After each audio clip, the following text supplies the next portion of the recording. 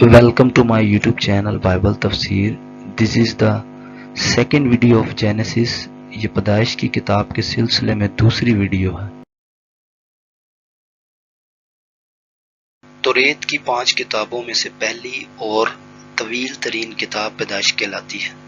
بعض علماء کے مطابق یہ کتاب اس وقت لکھی گئی جب موسیٰ مدین میں تھا. موسیٰ نے یہ کتاب اپنے ان بھائیوں کی ہدایت اور دل جمعی کے لیے لکھی جو مصر میں عذار ثانی کا شکار تھے. راکم کا خیال ہے کہ موسیٰ نے یہ کتاب کوہ سینا پر خداوند خدا سے براہ راست مکمل، مفصل اور خصوصی ہدایت پانے کے بعد بیابانی دور میں لکھی. پیدائش کا نام یونانی زبان سے مستعار ہے.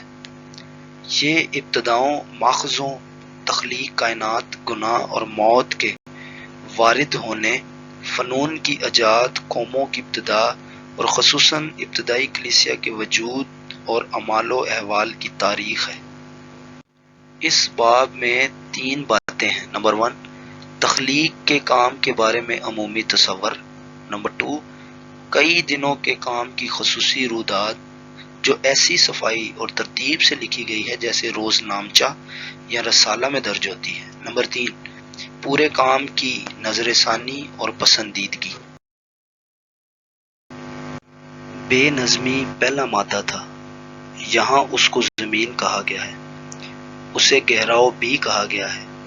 ایک تو اس کی بے کراں وسعت اور دوسرے ان پانیوں کی وجہ سے جو فی الوقت اس میں ملے ہوئے تھے اور جنہیں بعد میں زمین سے جدا کیا گیا تھا.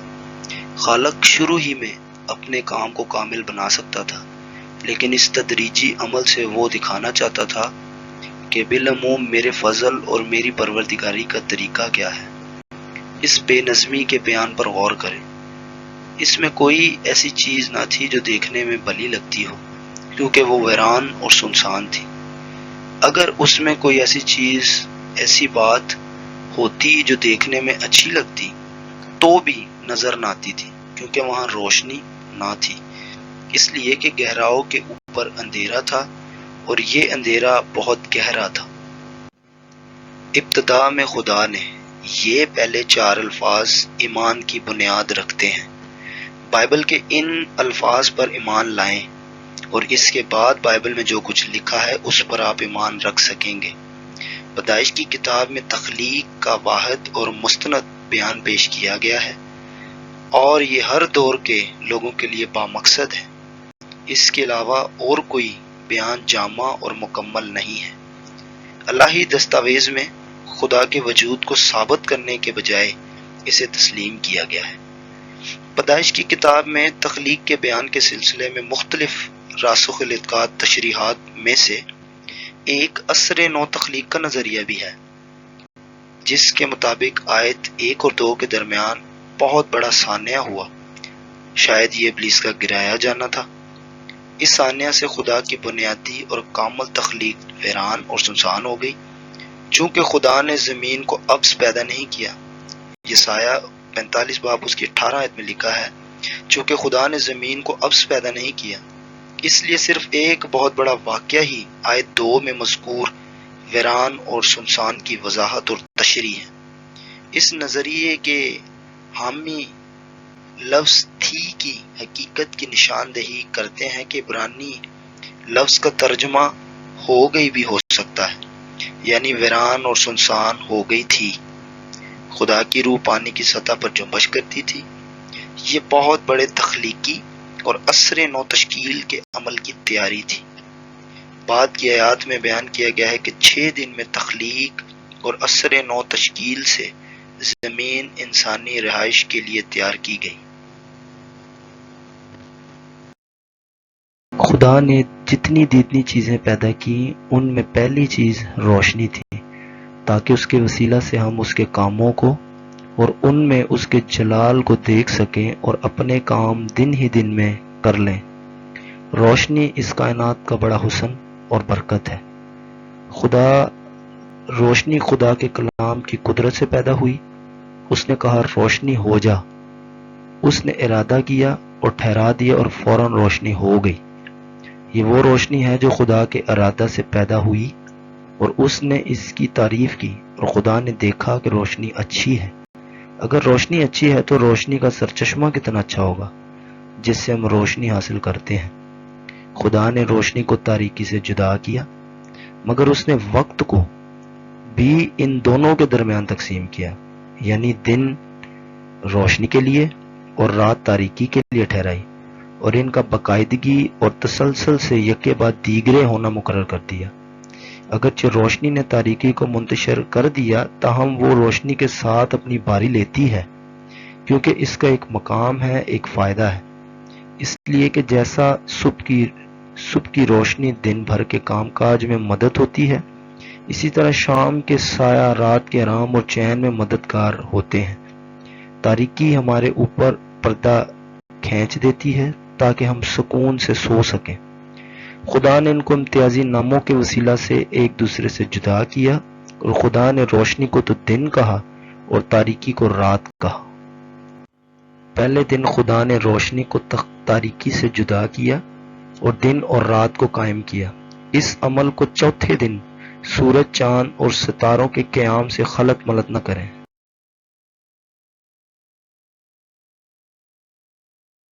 یوں معلوم ہوتا ہے کہ دوسرے دن سے قبل زمین پانی کی موٹی تہ سے مکمل طور پر گری ہوئی تھی، شاید یہ آبی بخارات کی صورت تھی۔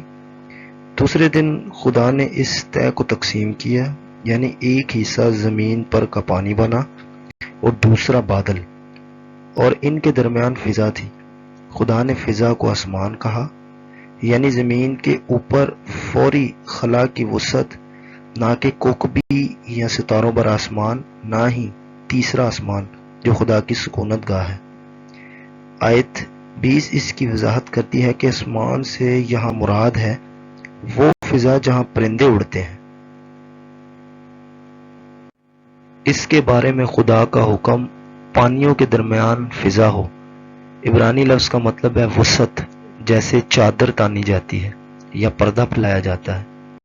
یہ فضا کوئی دیوار نہیں ہے، بلکہ باہمی رابط اور آنے جانے کا راستہ ہے۔ اس فضا کا نقشہ اور استعمال تاکہ پانی سے جدا ہو جائے، یعنی جو پانی اوپر بادلوں میں کمرے، کوٹریوں اور یہاں ذخیرہ خانے ہیں جہاں سے وہ زمین کو سیراب کرتا ہے، اس کا نام رکھنا، اور خدا نے فضا کو آسمان کہا۔ یہ دیدنی آسمان ہے جو شہر مقدس کا پکا فرش ہے، اور بتایا گیا ہے کہ فضا کے اوپر خدا کا تخت ہے۔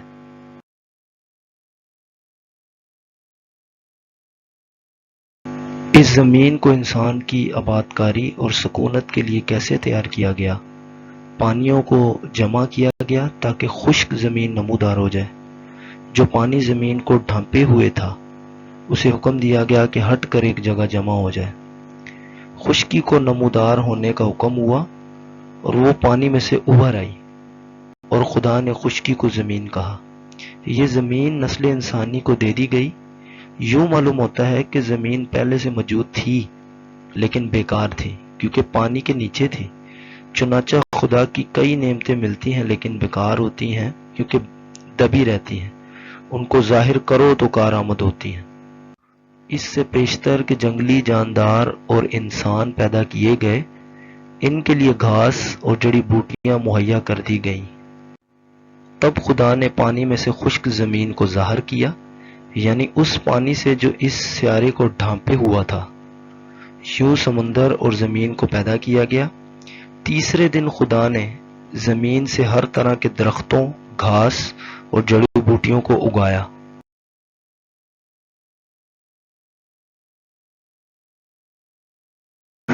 یہ چوتھے دن کے کام کی تاریخ ہے جب سورج، چاند اور ستارے تخلیق کیے گئے، یعنی وہ آرائش و زبائش جو نہ صرف بلائی دنیا کا حسن و دلکشی ہے بلکہ زرعی دنیا کے لیے بھی نعمت و برکت ہے۔ ہمیں آسمان کے نیروں کی تخلیق کا حال بتایا گیا ہے۔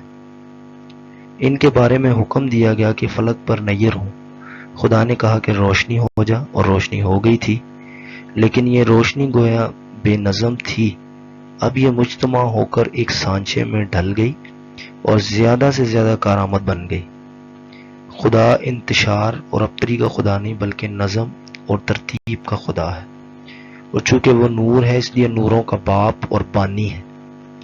زمین کے لیے نیروں کا مجوزہ استعمال تاکہ ان سے وقتوں کا امتیاز ہو، یعنی دن اور رات میں، موسم گرما اور سرما میں، تاکہ وہ عام سرگرمیوں اور معمولات کے لیے رہنمائی کرے۔ وہ موسموں کی تبدیلی کی علامت ہو تاکہ کسان اور کاشتکار سمجھ اور دور اندیشی کے ساتھ اپنا کاروبار کر سکیں، اور آسمان کے چہرے کو دیکھ کر پہلے سے بتا سکے کہ موسم اچھا رہے گا یا برا۔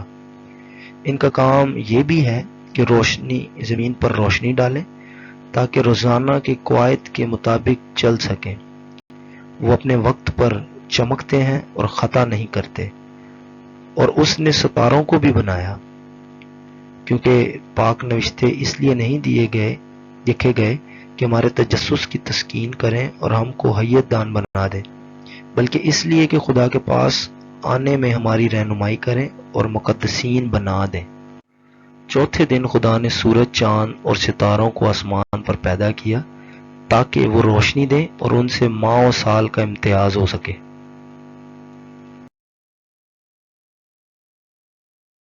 ہم نہیں پڑھتے کہ پانچویں دن سے پہلے کسی جاندار مخلوق کی تخلیق ہوئی۔ یہ آیات جاندار چیزوں کی تخلیق کا بیان کرتی ہیں۔ پانچویں دن مچھلیوں اور پرندے پیدا کیے گئے، اور دونوں ہی پانی سے پیدا کیے گئے۔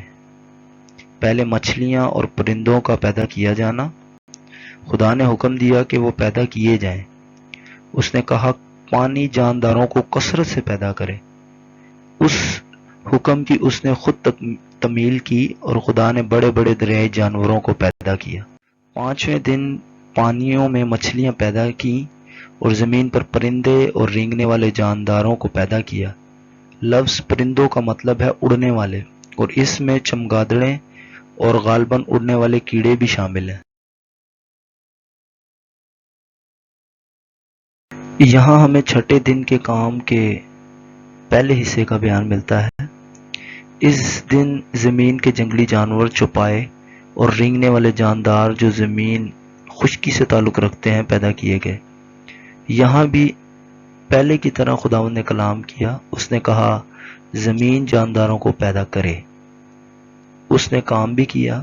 خدا نے ان سب کو ان کی جنس کے موافق پیدا کیا۔ چھٹے دن خدا نے جانوروں اور رینگنے والے جانداروں کو پیدا کیا۔ قانون تولید کو عموماً ان الفاظ ان کی جنس کے موافق سے بار بار دہرایا گیا ہے۔ حیاتیاتی زندگی کی جنس کے درمیان نمایاں اختلاف ہے، لیکن ایک جنس سے دوسری جنس میں منتقل ہونے کا کوئی ذکر نہیں ملتا۔ چھٹے دن کے کام کا دوسرا حصہ، انسان سارے جانداروں سے آخر میں تخلیق کیا گیا، تاکہ یہ شک پیدا نہ ہو کہ وہ دنیا کی تخلیق میں کسی طرح بھی خداوند کا مددگار تھا، لیکن اس کا آخر میں تخلیق کیا جانا اس کے لیے ایک اعزاز بھی تھا اور نوازش بھی۔ ایک بڑی میراث زمین کو معمور کرو، اولاد آدم کو یہ برکت بخشی گئی ہے۔ ان کو تمام روئے زمین پر رہنے کے لیے پیدا کیا گیا۔ یہ جگہ ہے جہاں خدا نے انسان کو بہتر حالت کے امیدوار کی حیثیت سے رکھا، اور اس میراث سے لطف اندوز ہونے کے لیے اسے ایک بڑا دائمی خاندان عطا کیا۔ جب خدا نے انسان کو بنایا تو اسے ادنا اور کم تر جانوروں پر حکومت بخشی۔ سمندر کی مچھلیوں، ہوا کے پرندوں پر اختیار رکھو، اگرچہ انسان ان میں سے کسی کو کچھ مہیا نہیں کرتا، تاہم اسے سب پر اختیار دیا گیا۔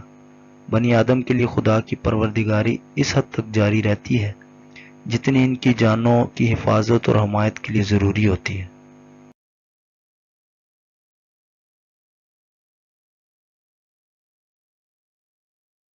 ان آیات سے صاف ظاہر ہے کہ جاندار شروع میں جڑی بوٹیاں کھانے والے تھے اور انسان سبزی خور تھا۔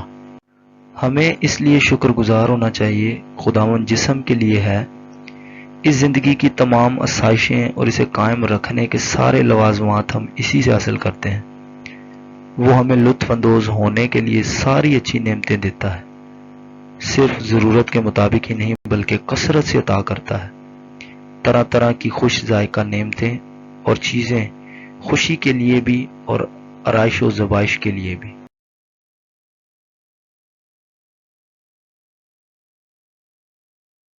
خدا نے اپنے سارے کام کا جائزہ لیا۔ خدا نے سب جو اس نے بنایا تھا نظر کی۔ وہ اب تک ایسا ہی کرتا ہے۔ اس کے ہاتھوں کی ساری کاریگری اس کی نظروں میں ہے۔ ہر جگہ حاضر و ناظر ہونے کو قادر مطلق ہونے سے الگ نہیں کیا جا سکتا۔ خدا نے اپنے کام کو پسند کیا۔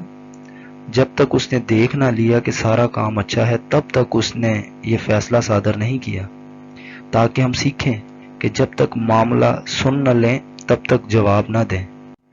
6 دن کی تخلیق کے اختتام پر خدا نے سب پر جو اس نے بنایا تھا نظر کی اور دیکھا کہ بہت اچھا ہے۔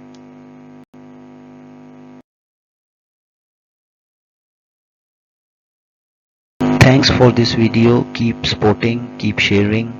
God bless you and welcome to Bible Tafsir for Learn Bible. Thanks a lot for your support. Please subscribe this channel, hit the like button and press the bell icon. Thank you guys.